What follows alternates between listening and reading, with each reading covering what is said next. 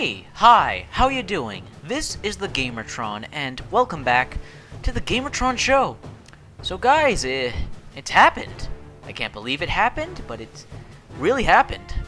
I've had a change of heart. I've had a change of mind. My opinion has changed in terms of my feelings towards early access video games. Now, if you watched my video, why I will never buy early access video games, if you watch that video, I have a link in the description and in the comment section below if you guys want to watch that video. I stated I would never buy early access and that I don't support it. I just thought that there are too many things that could go wrong with it. It's too easy for a developer to swindle you of your money, or too easy for a developer to get lazy and not finish the game. But recently, some events have happened with early access video games, and my thought process on the whole thing has changed drastically. And that is due to the video games Primal Carnage Extinction and The Hunter Primal finally, surprisingly, coming out of early access. Two video games which I thought would never leave early access have left early access and are now full, complete games. Also, I have been finding and discovering that there are more and more really good games that are being supported by their developers that are in early access. Toxic, Interstellar Marines, Necro, and then the Big Daddy, the game that really changed and turned my mind around when it comes to how I look at early access. The game I broke, you guys know I broke it. I broke my rule of never buying or touching early access video games. I bought an early access video game, I broke my rule, and I broke my rule for this one game, but I may break it again because of this one game, Killing Floor 2. Killing Floor 2 is the perfect example of how to do early access. Killing Floor 2 is worth $30, but it has enough content to justify that price tag, and the fact that there is going to be more content, and you know there's going to be more content because the developer of this game, Tripwire Entertainment, is a loyal and trustworthy video game developer. They strongly support giving power to the player and fulfilling the prerequisite of giving the customer their money's worth. Tripwire are true gamers. They are true game developers who love making video games and love the people who play their games. And I am confident, I know for a fact, that Killing Floor 2 is going to be supported. It's going to get more content. It's going to get a ton of patches and updates and all this stuff. And it kind of feels like it almost doesn't need that. Killing Floor 2 is early access. This is a beta build of the game that they have opened to the public for testing. But there are almost no bugs and glitches. Yes, there are tiny, whiny little ones, like this one glitch where the final boss kind of glitches out and becomes invincible and you can't kill him. That is game breaking, but it rarely happens. And there's also this one glitch where if you shoot an enemy in the leg for some reason, they'll go flying into the air. But two glitches compared to a nearly flawless and polished, almost completely polished experience. The animations are there, they're solid, they're fluid, it looks AAA. The visuals themselves, the graphics, again, they look AAA worthy. And the gameplay is refined, polished, and so much fun.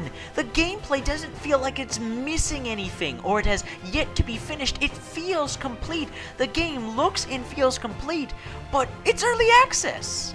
And it has opened my mind to the possibilities of early access. Developers everywhere, take note of Killing Floor 2. This is how you do early access. You make a mostly finished game with what resources you have. Don't release a game that is nowhere near finished, buggy, unplayable, and just simply not worth the money. Release something that can be played and enjoyed. Don't make us feel like beta testers. Make us feel like we're playing a piece of the game. We're playing a piece of an almost yet to finish product. Give us content. Give us polish. And then get the feedback from your community about lasting bugs and glitches, balancing issues, and what they would like to see from the game, what they would like to see added to it, and then continue to make your game based upon that. That is how you do early access. Killing Floor 2 is how you do early access. Primal Carnage Extinction and the Hunter Primal are how you do early access. You don't leave your game up in the air unfinished, you work on it, you finish it to the end. You make sure your game leaves early access. And if you're doing early access, be in contact with your community. Help support your community. Help support your game and the players playing your game. Like with Necro, like with Interstellar Marines. I have to say, guys, I've really changed my mind at looking at early access. I saw the good in it, I could understand it, but I mostly saw the bad. I mostly saw it as almost a scheme, a way for a lazy-ass developer to swindle some money out of you. To deliver a creative idea for a game, but then never own up to it, never actually finish the product, never commit to their work. But I've been proven wrong. I've been proven wrong with these games that have come out of early access, Primal Carnage and The Hunter. I've been proving wrong that an early access game is just an unfinished, buggy piece of crap that isn't worth money. Killing Floor 2, Necro, Interstellar Marines, prove me wrong.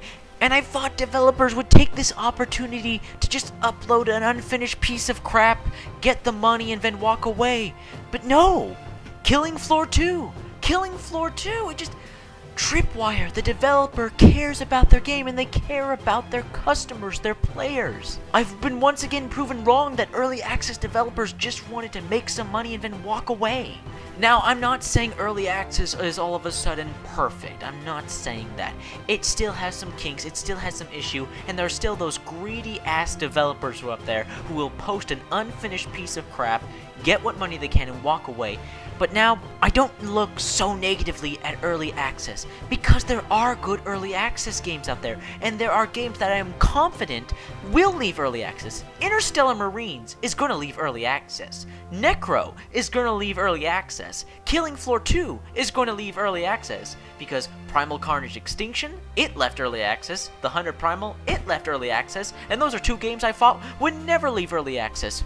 Prove me wrong. So really, guys, when it comes to early access, what you have to do is, one, you have to look at the game. You have to look at the content available in the game. You have to look at early access reviews. I thought early access reviews were stupid before. I thought it was a stupid thing to buy and review early access because it's unfinished. How can you review something that's unfinished? But now I see the benefits of reviewing something that's early access, because it lets you know whether this game is worth your money, whether it's going to be a good game, and also look at the developer. Look at the developer. Do they interact with their community? Do they truly love video games? Do they love the game they're making?